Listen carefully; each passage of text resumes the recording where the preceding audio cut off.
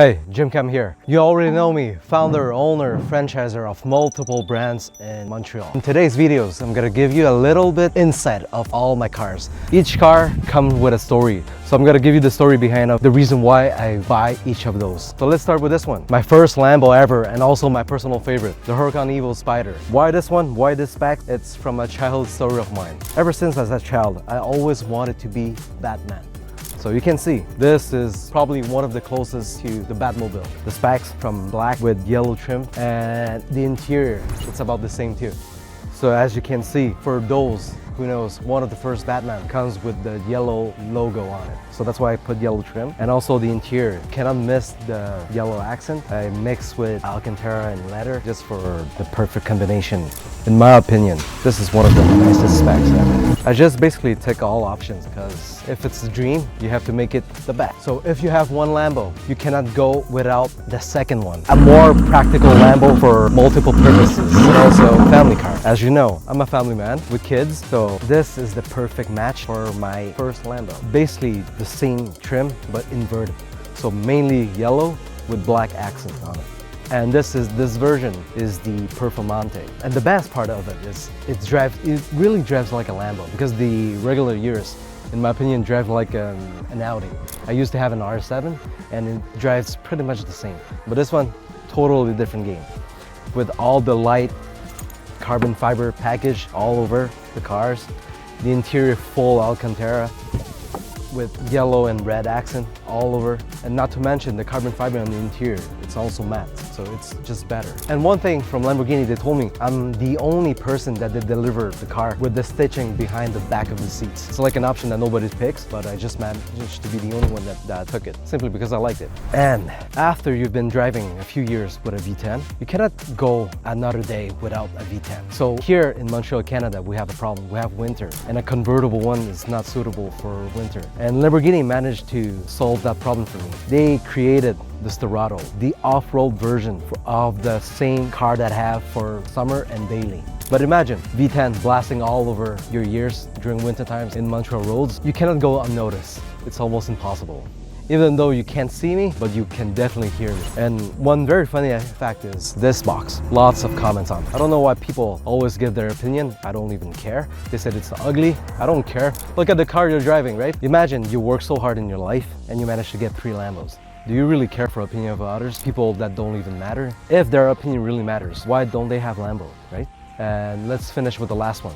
So the last one as of today, GT4 RS, a emblem for Porsche, a car made purely for track. The best track experience ever. I will basically go with this on the track next week, so I'm gonna give it the first try. If it's good, then you already know what's next. It's gonna be the GT3 RS that I'm currently waiting, and hopefully to get it by next year. And this car comes with the YSET package, full carbon fiber everywhere. I don't even know how many pieces of carbon fiber it has, but sounds good, drives amazing, but still, it's not a Lambo. You might think I'm a pure car guy, but I was not. I just came in as a teenage kid, probably 20 years ago, and I was playing a random game. I saw a car with a huge ass spoiler on the back. I was like, wow, that's such a nice car. I didn't know what kind of car it was. And then in real life, I saw Acura RSX Type S with a huge wings. I was like, shit, this has to be my first car. And I just looked into it. I saw it's about $30,000 brand new during that time. And I was only 16 years old. I was like, hey, it was back in 2006. The first time that I saw it, and I said, hey,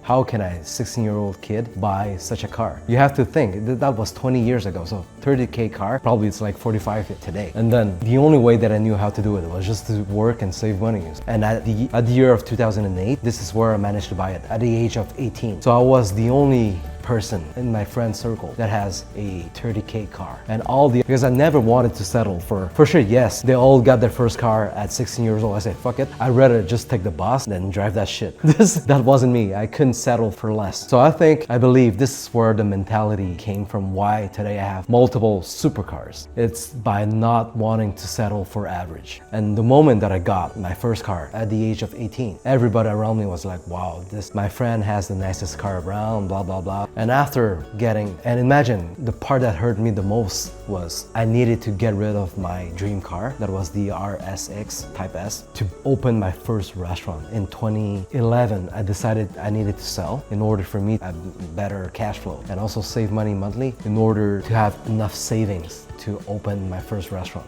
In 2012, I opened my first ever sushi-sama from scratch. The sacrifice came with I had to sell the car. I had to be working probably 12 to 14 hours per day. That's including going to buy the fruits at 4 a.m. in the morning, going to grocery stores around 9 in the morning, and then working from 10 to 10. And then after closing, working on marketing. Can you imagine? And that wasn't even the hardest part. But for me at that time was actually the hardest thing ever, the biggest sacrifice. I had to say no, bye to all of my close friends. No more chilling, no more clubbing, no more bars, no more alcohol. How I did it? I switched everything to work and workouts. That's how I got disciplined. I didn't drive for a year. I took the bicycle to go to work for a year. At 23, 24, I bought my first Honda, my only Honda, a Honda CR-V. Perfect for buying inventory, driving your staff to work, this and there. But trust me, it was the last time. After the CR-V, I told myself, I said, hey, this is the only time that I will settle for average. But I need to take a few steps back in order for me to leap forward. It brings fruits over the years. You can see, now there's no denial that discipline is the key to success. So 2 years after, 2016 now, this is where, for me, I make a big breakthrough. I bought my first brand new BMW. And it wasn't even a real M. It was a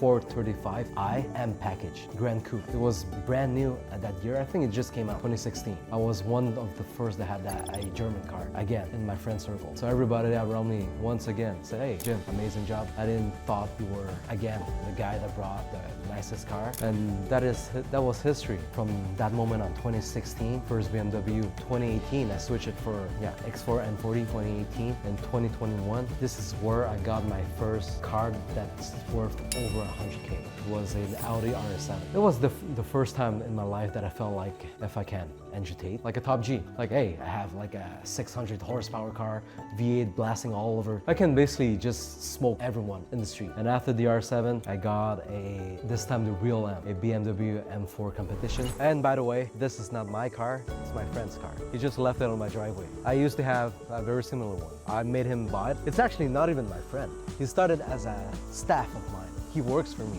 But after we got close, we became friends, and then we became very close friends.